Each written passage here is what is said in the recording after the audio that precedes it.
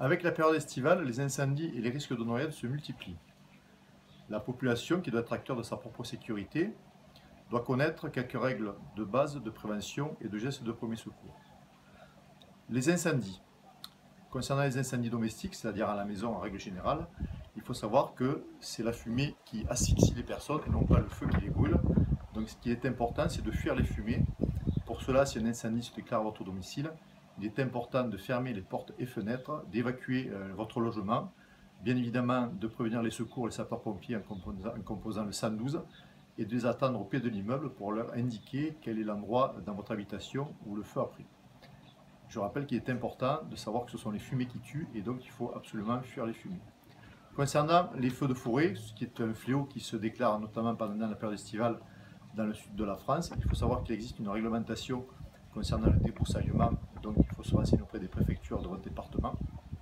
Mais ce qui est important à dire, c'est que tout feu est interdit, notamment au mois de juillet et août, notamment si vous habitez un massif forestier ou si vous habitez dans une zone qui est proche de la forêt. Si malheureusement un feu se déclare et que vous êtes dans votre habitation dans la forêt, il est important de se confiner, de fermer les volets, les fenêtres, éventuellement d'arroser avec un tuyau d'eau les abords de votre habitation. Le plus sécurisant pour vous, c'est de rester enfermé dans votre maison en attendant que les secours puissent venir vous chercher. Malheureusement, la période estivale est propice au risque de noyade. Bien que les noyades sont en nette régression concernant les enfants, ceci est dû à la réglementation qui est en vigueur, puisque maintenant une réglementation prévoit que chaque particulier doit avoir au moins un système de sécurité pour éviter qu'un enfant ne tombe à l'eau, qui peut être soit une barrière, soit une alarme sonore, ou soit un volet roulant qu'on va mettre sur la piscine et qui pourra supporter le poids d'un enfant. Si malheureusement une noyade se produit à votre domicile, il est important, de sortir la victime de l'eau, de prévenir les secours, les sapeurs-pompiers en composant le 112.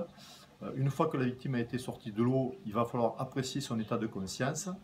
Pour apprécier son état de conscience, vous allez lui parler, essayer de la stimuler. Si la personne ne vous parle pas et ne réagit pas à un ordre simple, on considère que la personne est inconsciente.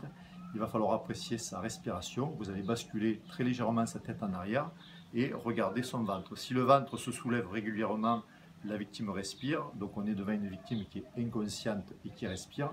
Il est important de la mettre sur le côté pour faciliter les écoulements à l'extérieur du corps humain et notamment éviter un encombrement de l'arrière-gorge qui va étouffer la personne, de la couvrir et d'attendre les secours.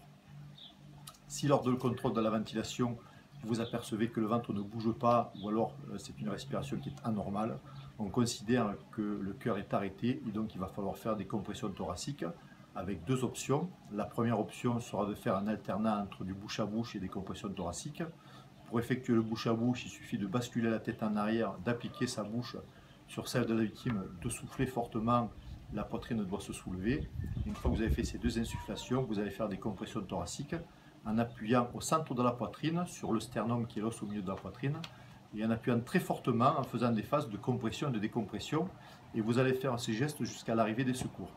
Si vous ne souhaitez pas faire du bouche à bouche, vous ne ferez que des compressions thoraciques en appuyant une centaine de fois par minute sur la cage thoracique. Il faut savoir que la cage thoracique est quelque chose d'élastique et donc il y a peu de chances de provoquer des lésions particulières. Il est important de faire ces gestes de premier secours parce que dans une noyade, il faut savoir que l'autonomie du cerveau est à peu près de 3 minutes en oxygène et les secours ne seront pas chez vous en 3 minutes. Donc il est important, une fois que la victime est sortie de l'eau, si la victime est inconsciente et ne respire pas ou respire mal, de pratiquer ces compressions thoraciques en attendant l'arrivée des secours.